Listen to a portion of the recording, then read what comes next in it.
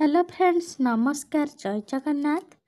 Utkal स्टोरीजन YouTube channel को आपण माननकु पुणी थरे स्वागत। आसंतु आज भिडियो रे जानिबा केतोटी रोषेई करिबार सहज उपाय। आजिर प्रथम टिप्स, पनीर बिरयानी तैयारी करिबा पय हेले पनीर को प्रथमे मैरिनेट करिबा समय रे सेथिरे किछि चाट मसला एवं लेंबू रस मिसाइबा द्वारा बिरयानी रो टेस्ट आहुरी अधिक बढ़ी जाई थाए।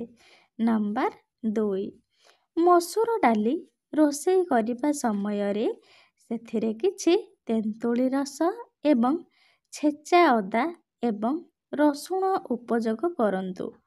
एहा द्वारा मसूर डाली बहुत ही स्वादिष्ट होई थाए।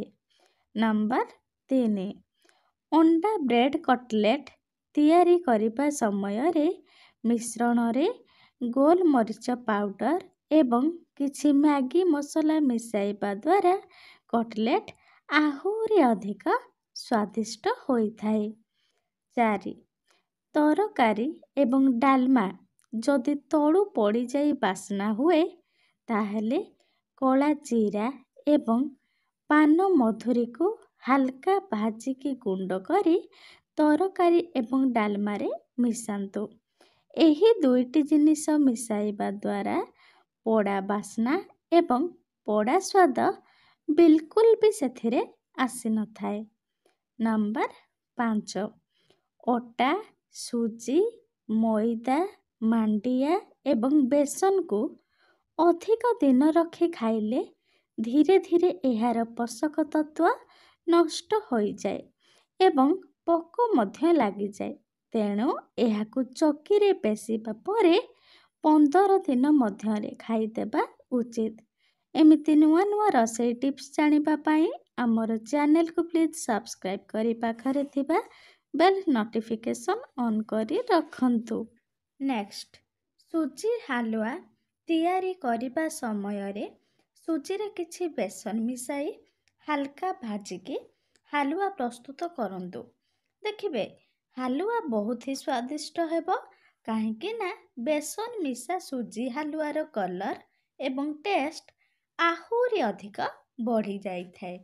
नेक्स्ट, सुखिला लाल लंका ग्राइंडिंग करिबा समय रे सेथिरे लूण एवं 1 चामच सरिष तेल मिसांतु। एहा द्वारा लंकार कलर गाढ़ा होई थाए। ता सहित ग्राइंडिंग करिबा समय रे काश एवं छिंक होई न थाए। नेक्स्ट, जदि तरकारीर टेस्ट बढ़ाइबा पई चाहुचंती तो ताहेले मसला कसिला समय रे किछि दही सहित अल्प चीनी मिसाई मसला भल भाबरे कसंतु। देखिबे तरकारीर टेस्ट एवं बास्ना आहुरी अधिक बढ़ी जिवो।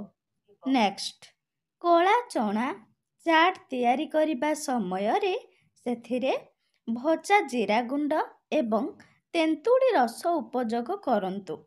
ता सहित अल्प लेंबू रस निहाती मिसांतु। एपरी कले चना चाटर स्वाद 2 गुण चटपटा होई जाई थाए। शेष टिप्स, तरभुज को केबे भी भूल रे फ्रिज रे रखंतु नाही काहेकि ना तरभुज को फ्रिज रे रखिबा द्वारा तरभुजर पौष्टिक तत्व नष्ट होई जाई थाए। भिडियोटी किपरि लागिला लाइक शेयर कमेंट एवं सब्सक्राइब करने को भूलंतु नहीं। धन्यवाद। जय जगन्नाथ।